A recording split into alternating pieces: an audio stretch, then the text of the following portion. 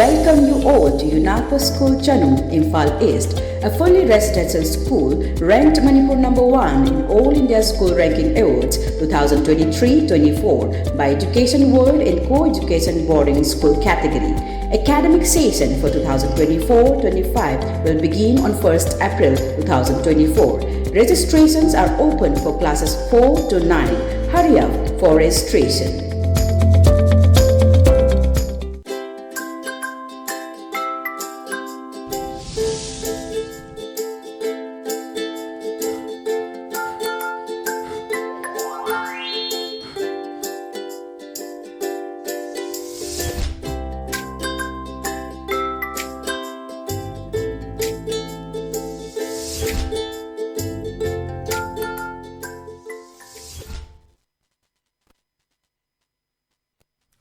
Good afternoon, ELITETV ki test of cartoon ki mahau ming tai bri ahmatara muchari muron ngasim phala punga pause singi cartoon singda cartoon sina kari haning liba kari phunong liba kari wakal khalading ba haibu ai miam da thamjage aham bela khojage Shanghai Express ki onthok pani da haida onthok pani da haiba cartoon si yeng view yam phajaba masi ki cartoon si wahan to le khoi ki cartoon ni se like room ba ni se khoi do man ba hai tare modi man ba unga Amit Shah man ba nguni PM man bamga Home Minister man bamga ne ade se mo lai khoram bane ram gi ade da mo na khorame ram gi bhakt ne Hanuman se da mo ne lai khoram badu da ram na so laga da Hanuman na saurak budani kaino na khone tawri se chindna ram soli aduga more da na ko terrorist sing na afaba makhal gi khulai paidna echek chathari ba lo thugaris mum thakta kashu tawbu ngamde ada man gadas ne yei ge tawbune ada ma so is prabhu adu da di tawbino na aje tang kune thoida ajuda gi ram mandir sanga ba chaung tawna toan ba baton tawdana atopa mapalam da gi bu yaudana mayam lakadori toan ba celebrity mayam su yaudana dum sem saba loi grabani tang kune thoisida adana mona ji khoiram jabaduni ajuda ICM man bamga PM man bamgani khoiram bane ram da adu ram gi bhakta Hanumana saropagi sinduni kaino na khune torisya chindna ram soli aduga more da na ko terrorist na afaba makhal gi kulai paidna chek thari basida lo thugari sing mathakta kashu to bungam dena gadana yei ge tobni adam bud khumba PM na haiba dialogue tuni is prabhu adu dadi tobinu na aduni sumagi pelak tabuduni haji lai post khoi cartoonist na toriba haji mamang da STPO ma hat kre anan sei sanan madu matang da khoi ngarang Commander person ani IRB gi test to bani hoi leigidre adu manga amna so pannangre si phau da kem to ngamdaba hoi gunship kanoni si yawba khogi helicopter du ani pire hai adu gunship tu du hon na bigira kap body air strike ki su to roi adu ne hondo honjin to gi pot tu ni ana sai chida irang suk am le buk da nabani na kem ta to de hai dana ngasai gi lai khurum lak pada ram khurum lak ne da Hanumana yeitha ge to bagi sinduni pendre habagi aduni praja singi character ni mana lori basina aduga teles lengak basini ya phasaba adumba wan to leba cartoon ne thamjage mathang de leisna khoi sana leba ki loire dana haibuduni loire dana haiba cartoon si yengbio adu mapan de lakpa khoi gi central force ka mera pai bi amaga ori sana bagi sinne mare pai bi sawa sang yeng aduda mapan de lakpa mayang lam bisina haire na khoi na di kap te na sauri asom da kapu di hairak haidi order phangde bani kapu kholo si mudum yenga le du ni ngrang Casper du nomi onjela baw da dum tumin da phamani achoba Thompson rifle ga pai da le mayam du kemta yeng da le yeng ga le ba potu du ni impham mora taw re se dai da mera pai bishin ha hai sangdo ga ima hai tare ai khoi halosu dum yeng doi ba ha na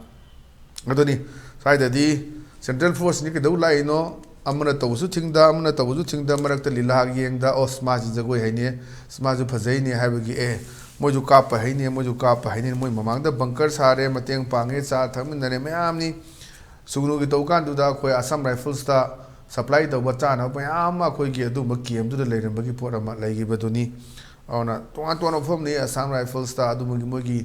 khudong cha na ba nungai na ba enjoy to na ba kari scenery kan mayam le nagi ba potu ni aduna adu ai potu dani noina di captain sauri ba som de di order su pirak te kapona aduna khoi sira su noi dum yeng lei tare ne na ꯌꯦꯡꯕꯗꯨꯒ ꯆꯞ ꯃꯥꯟꯅꯩꯅꯤ ꯃꯣꯏ ꯃꯃꯥꯡ ꯃꯨꯠꯇꯗꯅꯤ ꯀꯥꯞꯄꯒ ꯁꯤꯔꯤꯕ ꯃꯌꯥꯝꯁꯤꯡ ꯑꯁꯦ ꯑꯗꯨꯒꯤ ꯑꯆꯧꯕ ꯁꯤꯁꯨ ꯋꯥꯍꯟꯊꯣꯛ ꯂꯩꯕ ꯀꯥꯔꯇꯨꯟꯅꯤꯅ ꯊꯝꯖꯒꯦ ꯃꯊꯪꯗ ꯂꯩꯔꯤꯁꯤꯅ ꯑꯩꯈꯣꯏ ꯄꯣꯛꯅꯐꯝꯒꯤ ꯕꯥꯂꯣꯍꯦ ꯍꯥꯏꯕꯗꯨꯅꯤ ꯕꯥꯂꯣꯍꯦ ꯁꯤꯗ ꯑꯩꯈꯣꯏ ꯑꯍꯟꯁꯤꯡꯁꯦ ꯅꯨꯡꯗꯥꯡꯋꯥꯏꯔꯝ ꯉꯥꯏꯍꯥꯛ ꯇꯧꯔꯒ ꯋꯥꯔꯤ ꯁꯥꯟꯅꯕꯒꯤ ꯁꯤꯟꯅꯦ ꯑꯗ ꯀꯩ ꯍꯥꯏꯗ ꯏꯔꯥꯡ ꯂꯩꯇ꯭ꯔꯦ ꯁꯥꯟꯇꯤ ꯂꯩꯔꯦ ꯍꯥꯏ ꯑꯗꯨꯒ ꯁꯥꯟꯇꯤꯒꯤ ꯔꯦꯂꯤ ꯆꯠꯀꯦ ꯍꯥꯏꯕꯗꯤ ꯄꯥꯔꯃꯤꯁꯟ ꯄꯤꯗꯦꯅꯦ ꯑꯅ ꯍꯥꯏꯕꯅꯤ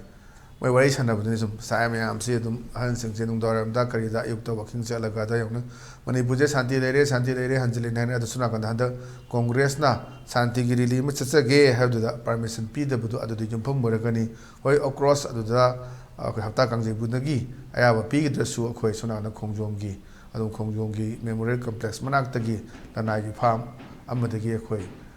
ꯃꯗꯨ ꯐ꯭ꯂꯦꯛ ꯑꯣꯐ ꯇꯧꯈꯤꯕ ꯃꯌꯥꯝꯅ ꯌꯦꯡꯅꯈꯤꯕ ꯃꯐꯝꯅꯤ ꯑꯗꯨꯒꯤ ꯄꯣꯠꯇꯨꯗꯅꯤ ꯌꯨꯝꯐꯝ ꯑꯣꯏꯔꯒ ꯁꯥꯟꯇꯤ ꯂꯩꯔꯦ ꯍꯥꯏꯔꯒ ꯁꯥꯟꯇꯤꯒꯤ ꯔꯦꯂꯤ ꯑꯃ ꯆꯠꯆꯒꯦꯗꯤ ꯆꯠꯍꯟꯗꯦꯅꯦ ꯍꯥꯏꯗꯅ ꯄꯦꯟꯗꯕ प्रजा की खोलाउदु हाइरबा कार्टून निसिना मु सिल्लकांदा पुथोरक्पा अदुम्बा कार्टूननी हाइनै थमजगे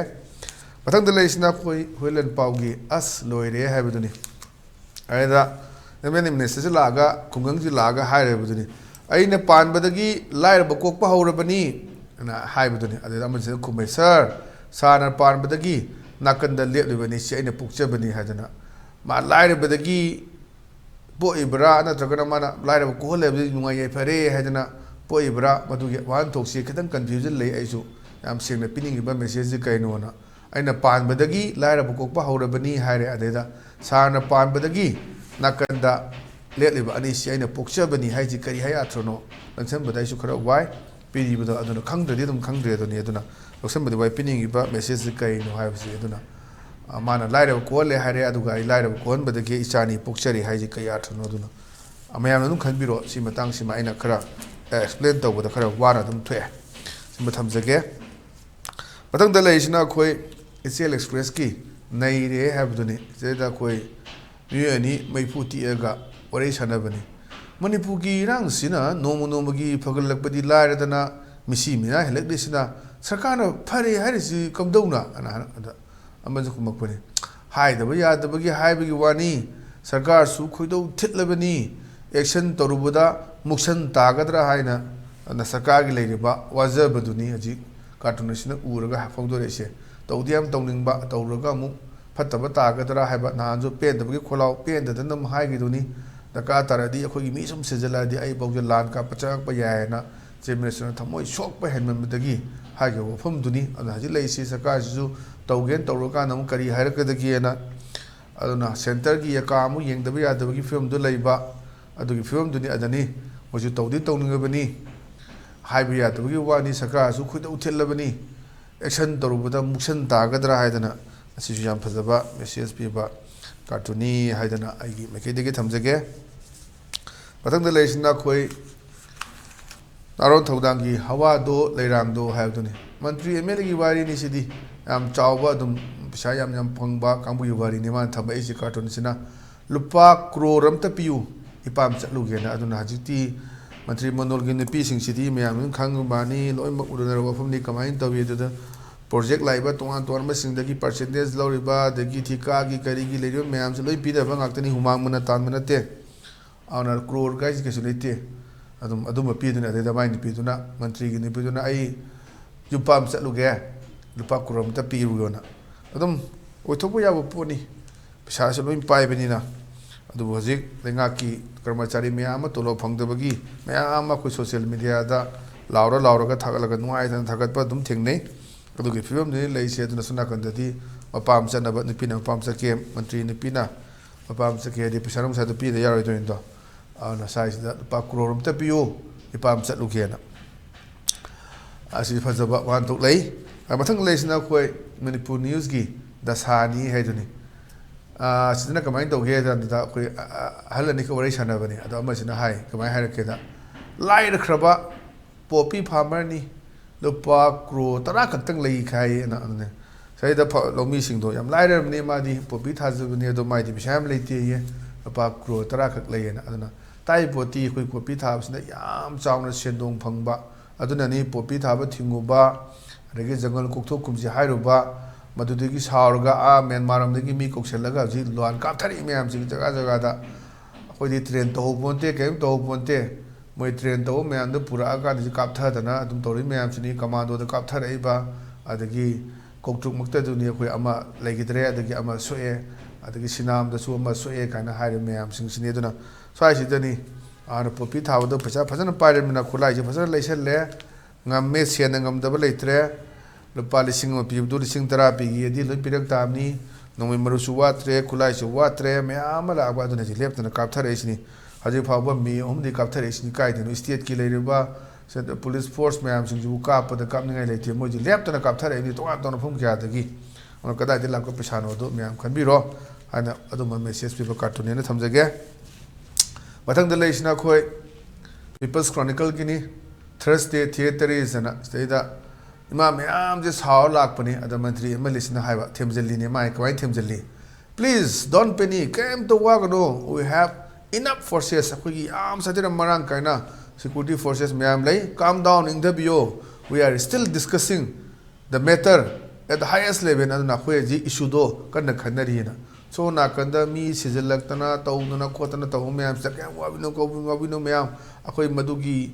chap chap akoi force lay marang kaina lay kapthabiyo akoi ji madu matang khanari hai jini khanaraga dum legadorobra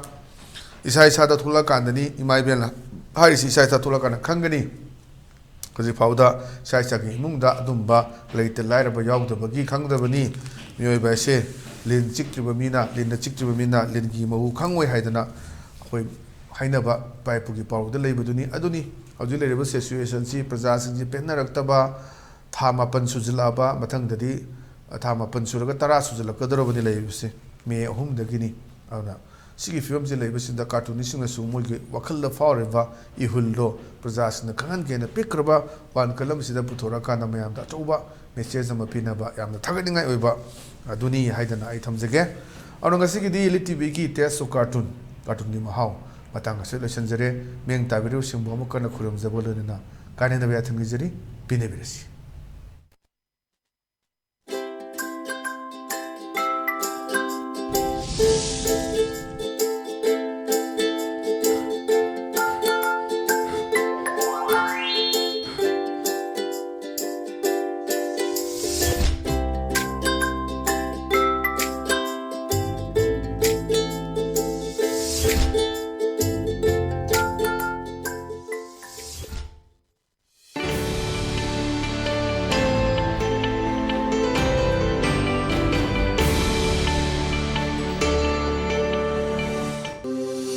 Welcome you all to Unapa School Chanum, Imphal East, a fully residential school ranked Manipur #1 in All India School Ranking Awards 2023-24 by Education World in Co-Education Boarding School category. Academic session for 2024-25 will begin on 1st April 2024. Registrations are open for classes 4 to 9. Hurry up for registration.